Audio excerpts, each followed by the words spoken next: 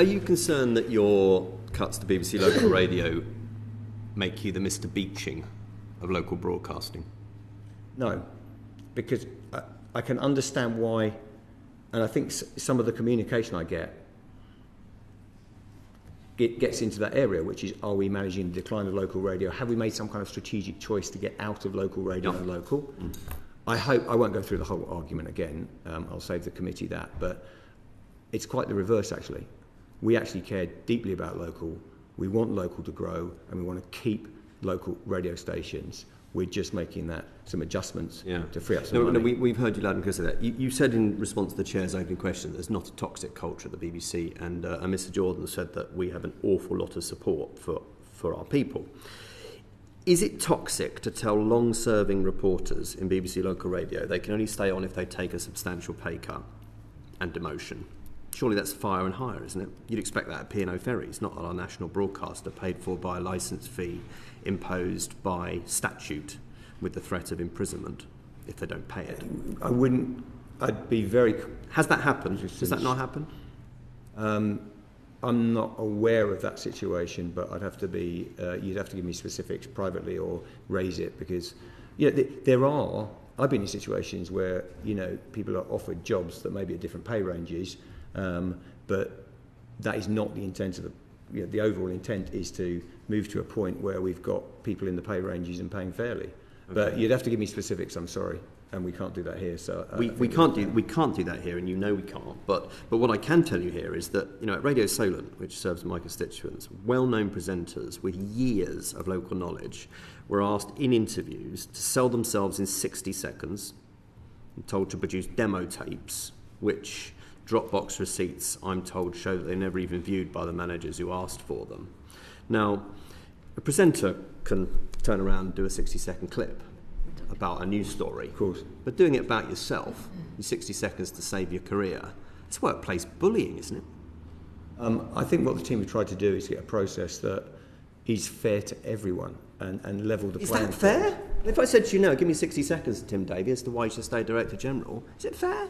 Bullying, I think when I was interviewed for Director General, if I may, it's not, I was given a chance to do a pitch, I was given the presentation, and I did my work. I think everyone will have a view on the process. I think the management there are trying to be fair and trying to level the playing field. Is it pleasant to go through? No. So the 60 seconds thing is a myth, is it? I don't know the... Have you ever heard that before? I don't know the ins and outs of the specifics of the process and the recruitment process because I'm not managing that.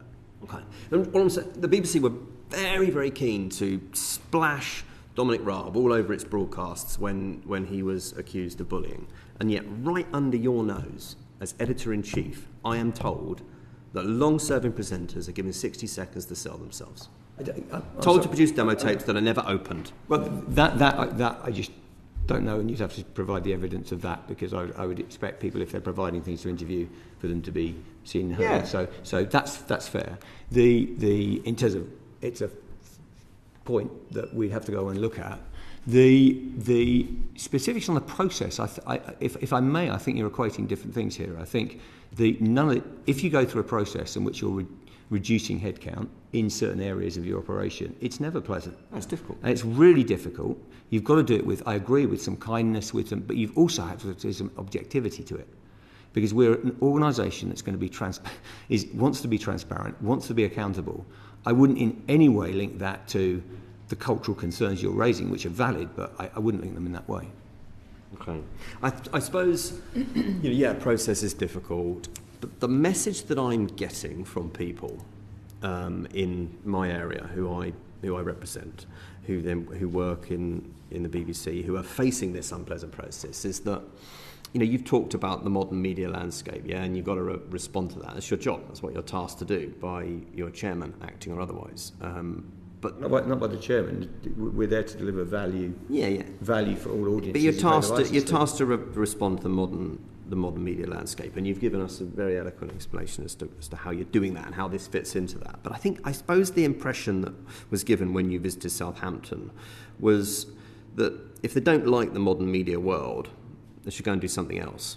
Do you think that's fair? Because that's the impression that I've been given by a number of people who were there when you visited Southampton. I don't think that's totally fair, although the impression, all I would say is I'm empathetic. So if that's someone's impression, that's a fact. Yeah?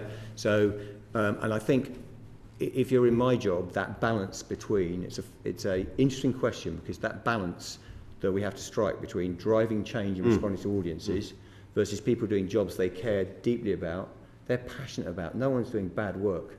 They're fantastic people. But getting that balance right is something we need to do, and we're trying to do it sensitively and respond. And we're here to talk about the work of the BBC.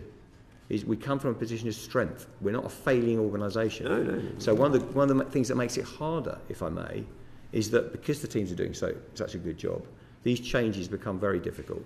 But for what it's worth, if that's how someone perceived my remarks, then I understand that. I'm empathetic to it. But as a BBC, we are trying to create a kind, empathetic culture, but also drive change so that the licence fee payer gets value. That's it. Otherwise, we won't be funding local radio. And that's what I'm trying to do. Okay. And then sort of linked to this, if I may ask you just about, because you said about choices, it's about choices. Eurovision, which obviously the BBC stepped up in a big way. How did the finances work of Eurovision? What did the BBC have to put in from licence fee money versus what did you get from broadcast partners? What do you make out of selling that coverage? Could you just give me a sense of that? Yeah, I mean, the whole enterprise, we would claw back about 60 to 70% of the cost. Right. We're yet to get the final numbers. It'll be a few £1 million. Right. It'll be a significant amount of money. The net. No, the whole enterprise is a few tens of million, which you get 60, 70 back from all the various things. What I would say, by the way, if you look at, and Charlotte may want to give you a sense of what that gives you, the amount of reach we achieved, the amount of programme we achieved, and what I would encourage anyone is to go to Liverpool and look at the economic regeneration benefits of that particular spend, because the BBC, as public money, one of the things I look at is the catalytic effect of that spend. It's off the chart. It's off the chart. The legacy. So I think it's really impressive. Do you have any idea, or Charlotte, any idea in cash terms what it costs the BBC? Again, I think we'd have to look at I know you're still comes trying to back finalise it, because it's got so many different funding parts to it. Of course, it was the biggest ever Eurovision final. The whole programming, when we had the one show going up there, the semi-finals. So in terms of return on investment, which is how we look at everything across the BBC in terms of numbers that it brought to the show, and of course the huge job it did to really for the city of Liverpool. And I think, of course, working with our Ukrainian colleagues as well. I think that sense of bringing the nation together. Can you put me in the ballpark of what it's cost? It cost millions, but what that will eventually cost to the BBC, I think it'll be a very good return on investment for the figures that it brought to us over that week. You can see where I'm going. You see why I'm linking this, because if I just look at the list that I drew up of some of those choices, right? So Zoe Ball Breakfast Show, Tuesday the 9th, Thursday the 11th. Richie Anderson live in Liverpool. Jeremy Vine Show live there Friday the 12th of May. Scott Mills was live on the 10th and the 12th of May. Michelle Visage, she's obsessed with Eurovision. BBC Breakfast, they were live from Tuesday the 9th of May till Sunday the 14th of May. The One Show were relocating to Liverpool to be the official opening act for Eurovision. Cheryl Baker and The Fizz, who produced some great numbers, I might say, off the back of their Bucks Fizz work. They were commissioned to appear in Walford on EastEnders. Saturday Kitchen Live did a special show on it. The Pointless Celebrities Eurovision Special. I'm nearly done. Then we have got Today and Newsnight, and the BBC News Channel were presenting from the city, where the Eurovision Piano Party. Just a couple more. BBC Radio 1, Dean and Vicky were live there. Monday to Thursday. They had to come from Manchester. The Archers had the thrill of Ryland stopping in Ambridge. They did. Kirsty Walk did a special Eurovision Song Contest episode of The Reunion. Front Row were live from Liverpool Central Library. And the crowning glory, Radio 5 Live, reflected the excitement of the song contest, broadcasting live from Liverpool. There's something of the Alan Partridge Ideas meeting. I was expecting to come to monkey tennis in this list. And I'm just, when you're firing local journalists that are producing high quality, years of experience, and they see that much going into the Eurovision coverage. Could you see how that jars?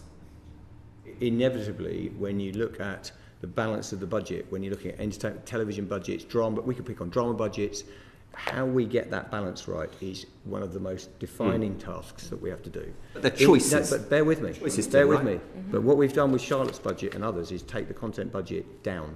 We're doing less hours. We're making 1,000 less hours than we were a few years ago by focusing. In local, I'm keeping the money flat.